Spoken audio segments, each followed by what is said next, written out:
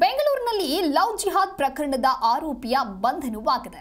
ಅಮೃತಹಳ್ಳಿ ಪೊಲೀಸರಿಂದ ಮೊಹಮ್ಮದ್ ಇಶಾಕ್ ಎಂಬಾತನನ್ನ ಬಂಧಿಸಲಾಗಿದೆ.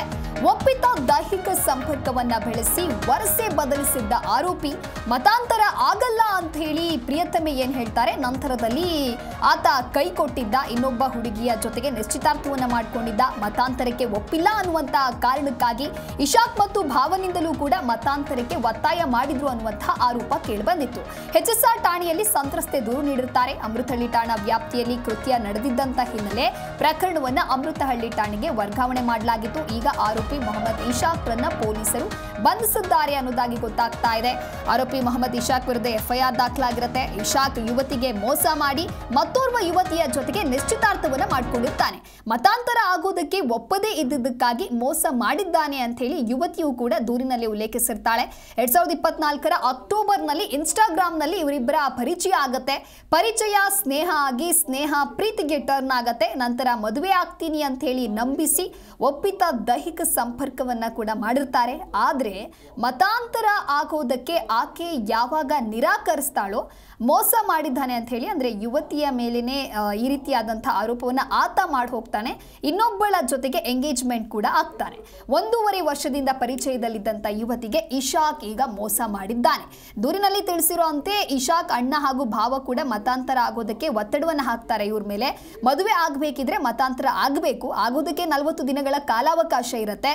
ನಮಾಜ್ ಮಾಡಲು ಕಲಿತ್ಕೊಳ್ಬೇಕು, ಆಮೇಲೆ ಮದುವೆ ಬಗ್ಗೆ ಮನೆಯಲ್ಲಿ ಮಾತನಾಡೋಣ ಅಂತ ಹೇಳಿ ಇಶಾಕ್ ಹೇಳಿರ್ತಾನೆ. ಆದ್ರೆ ಇದಕ್ಕೆ ಆ ಯುವತಿ ನಿರಾಕರಿಸ್ತಾಳೆ. ಇಶಾಕ್ ಅವರದ್ದೇ ಸಮುದಾಯದ ಮತ್ತೋರ್ವ ಯುವತಿಯ ಜೊತೆಗೆ ಆತ ನಿಶ್ಚಿತಾರ್ಥವನ್ನ ಮಾಡಿಕೊಂಡಿದ್ದಾನೆ. ಹಾಗಾಗಿ ಯುವತಿ ದೂರು ಕೊಡ್ತಾಳೆ. ದೂರು ನೀಡಿದಂತಹ ನಂತರದಲ್ಲಿ ಸದ್ಯ ಅಮೃತಹಳ್ಳಿ ಠಾಣಾ ವ್ಯಾಪ್ತಿಯಲ್ಲಿ ಕೃತ್ಯ ನಡೆದಿರುತ್ತೆ. ಈಗ ಆರೋಪಿ ಮೊಹಮ್ಮದ್ ಇಶಾಕ್ ರನ್ನ ಬಂಧಿಸಿದ್ದಾರೆ. ಈ ಕುರಿತಂತೆ ಮತ್ತಷ್ಟು ಮಾಹಿತಿಯನ್ನು ನೀಡಲಿದ್ದಾರೆ ನಮ್ಮ ಪ್ರತಿನಿಧಿ ವಿಶ್ವನಾಥ್ ದೂರವಾಣಿ ಸಂಪರ್ಕದಲ್ಲಿ. ವಿಶ್ವನಾಥ್, ಬೆಂಗಳೂರಿನಲ್ಲಿ ಲವ್ ಜಿಹಾದ್ ಪ್ರಕರಣ ಬಹಳಷ್ಟು ಸದ್ದು ಮಾಡಿತು. ಇನ್ನು ಇದಕ್ಕೆ ಸಂಬಂಧಪಟ್ಟಂತೆ ಸದ್ಯ ಆರೋಪಿಯ ಬಂಧಿಸಲಾಗಿದೆ. ತನಿಖಾ ಹಂತದಲ್ಲಿ ಏನಾದರೂ ಹೇಳಿದ್ದಾನ ಆತ ಆರೋಪಿ? ಈ ಕುರಿತಂತೆ ಏನಿದೆ ಮಾಹಿತಿ? HSR ಪೊಲೀಸ್ ಠಾಣೆಯಲ್ಲಿ ದಾಖಲಾಗಿದ್ದಂತಹ ಈ ಒಂದು ಪ್ರಕರಣ ಏನಿದೆ, ಇದು ಸಾಕಷ್ಟು ಚರ್ಚೆಗೂ ಕೂಡ ಗ್ರಾಸವಾಗಿತ್ತು. ಅಂದ್ರೆ ಯುವತಿಯನ್ನ ಮದುವೆಯಾಗೋದಾಗಿ ನಂಬಿಸಿ ಅನ್ಯ ಕೋಮಿನ ಯುವಕ ಈ ರೀತಿಯಾಗಿ ಇಶಾಕ್ ಅನ್ನೋನ ವಿರುದ್ಧ ಮಹಿಳೆ ಒಂದು ದೂರನ್ನು ಕೂಡ ಕೊಟ್ಟಿರ್ತಾರೆ. ಆಕೆಗಾಗಿರುವಂತಹ ಅನ್ಯಾಯ ಮತ್ತು ಆಕೆಗಾಗಿರುವಂತಹ ಮಾನಸಿಕ ಹಿಂಸೆ ಮತ್ತು ಹಲ್ಲೆಗೆ ಏನೇನಿದೆ ಅದೆಲ್ಲವನ್ನೂ ಕೂಡ ಆಕೆ ಹೇಳ್ಕೊಂಡಿರ್ತಾಳೆ. ಮತ್ತು ಯಾವ ರೀತಿಯಾಗಿ ಮತಾಂತರ ನೀನು ಆಗ್ಲೇಬೇಕು ಅನ್ನೋ ಒಂದು ಆಂಗಲ್ ನಲ್ಲಿ ಅಥವಾ ಒತ್ತಾಯ ಮಾಡಿದ್ದ ಅನ್ನೋದನ್ನು ಕೂಡ ಸ್ಪಷ್ಟವಾಗಿ FIR ನಲ್ಲಿ ಉಲ್ಲೇಖ ಮಾಡಿರ್ತಾಳೆ. ಈಗ ಸದ್ಯಕ್ಕೆ ಈ ಒಂದು ಪ್ರಕರಣ HSR ಲೇಔಟ್ ನಲ್ಲಿ ದಾಖಲಾಗಿರುತ್ತೆ. ಆದ್ರೆ ಕೃತ್ಯ ಅಮೃತಹಳ್ಳಿ ಪೊಲೀಸ್ ಠಾಣಾ ವ್ಯಾಪ್ತಿಯಲ್ಲಾಗಿದ್ದರಿಂದ ಈ ಒಂದು ಪ್ರಕರಣವನ್ನ ಅಲ್ಲಿಗೆ ವರ್ಗಾವಣೆ ಮಾಡಲಾಗಿತ್ತು. ಹೀಗಾಗಿ ಪೊಲೀಸರು ಕೂಡ ತನಿಖೆಯನ್ನ ಕೈಗೊಂಡಿದ್ರು. ಇನ್ನು ಒಪ್ಕೊಂಡೇನೆ ಇಬ್ರು ಕೂಡ ಲೈಂಗಿಕ ಸಂಪರ್ಕವನ್ನು ಕೂಡ ಬೆಳೆಸಿರ್ತಾರೆ. ಮದುವೆ ಆಗೋದಾಗಿ ಇಶಾಕ್ ನಂಬಿಸಿರ್ತಾನೆ. ಅದಾದ್ಮೇಲೆ ಪ್ರೇಯಸಿಯನ್ನ ನೀನು ಇಸ್ಲಾಂಗೆ ಕನ್ವರ್ಟ್ ಆಗಬೇಕು ಅನ್ನೋ ಒಂದು ಆಂಗಲ್ ನಲ್ಲಿ ಈತ ಸಾಕಷ್ಟು ಪೀಡಿಸಿರ್ತಾನೆ.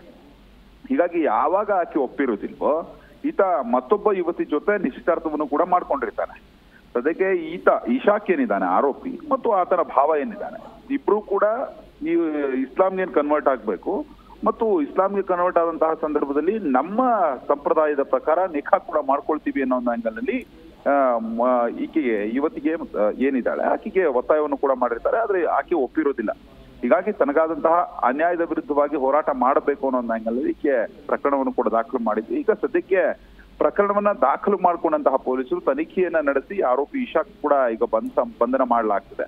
ಪೊಲೀಸರು ಕೂಡ ತಮ್ಮದೇ ಒಂದೊಂದು ಆಂಗಲ್ ನಲ್ಲಿ ವಿಚಾರಣೆಯನ್ನು ನಡೆಸ್ತಾ ಇದ್ದಾರೆ. ಆದ್ರೆ ಈಗ ಪ್ರಾಥಮಿಕ ತನಿಖೆಯಲ್ಲಿ ಅಂದ್ರೆ ಈಗಾಗಲೇ ಏನು ಅರೆಸ್ಟ್ ಮಾಡಿ ವಿಚಾರಣೆ ನಡೆಸುವಂತಹ ಸಂದರ್ಭದಲ್ಲಿ ಇಶಾಕ್ ಹೇಳುವಂಥದ್ದು, ನಾನು ಯಾವುದೇ ರೀತಿಯಲ್ಲೂ ಕೂಡ ಆಕೆಯನ್ನ ಲೈಂಗಿಕವಾಗಿ ಬಳಸ್ಕೊಂಡಿಲ್ಲ ಮತ್ತು ನಾನು ಮತಾಂತರಕ್ಕೆ ಪ್ರೇರೇಪಣೆಯನ್ನು ಕೂಡ ಕೊಟ್ಟಿಲ್ಲ, ಇದು ಲವ್ ಜಿಹಾದ್ ಅಲ್ಲ ಅನ್ನೋ ಒಂದು ಆಂಗಲ್ ಅಲ್ಲಿ ವಾದವನ್ನ ಮಾಡ್ತಾ ಇರುವಂಥದ್ದು. ಆದ್ರೆ ಮಹಿಳೆ ಹೇಳುವಂಥದ್ದು, ನನ್ನನ್ನ ಮತಾಂತರ ಆಗ್ಲೇಬೇಕು ಅನ್ನೋ ಒಂದು ಆಂಗಲ್ ಅಲ್ಲಿ ಇವ್ರು ಫೋರ್ಸ್ ಮಾಡಿದ್ರು, ನನಗೆ ಅನ್ಯಾಯ ಆಗಿದೆ, ನನ್ನ ಮೇಲೆ ಲೈಂಗಿಕ ದೌರ್ಜನ್ಯ ಕೂಡ ಆಗಿದೆ, ಲೈಂಗಿಕವಾಗಿ ನನ್ನನ್ನು ಬಳಸ್ಕೊಳ್ಳಲಾಗಿದೆ ಅಂತ. ಹೀಗಾಗಿ ಪ್ರಕರಣವನ್ನ ಗಂಭೀರವಾಗಿ ಅಮೃತಹಳ್ಳಿ ಪೊಲೀಸರು ತೆಗೆದುಕೊಂಡಿದ್ದಾರೆ.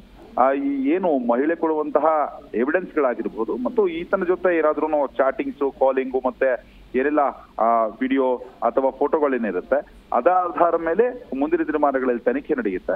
ಏನಾದ್ರೂ ವ್ಯತ್ಯಾಸಗಳು ತಪ್ಪುಗಳು ಕಂಡು ಬಂದಂತಹ ಸಂದರ್ಭದಲ್ಲಿ ಈತನ ವಿರುದ್ಧವಾಗಿ ಖಂಡಿತವಾಗ್ಲೂ ಚಾರ್ಜ್ ಶೀಟ್ ಆಗೇ ಆಗುತ್ತೆ. ಆ ಸಂದರ್ಭದಲ್ಲಿ ಮತ್ತಷ್ಟು ಅಂಶಗಳು ಕೂಡ ಬೆಳಕಿಗೆ ಬರಲಿದೆ Divya. Okay, thank you Vishwanath ನಿಮ್ಮೆಲ್ಲ ಮಾಹಿತಿಗಾಗಿ.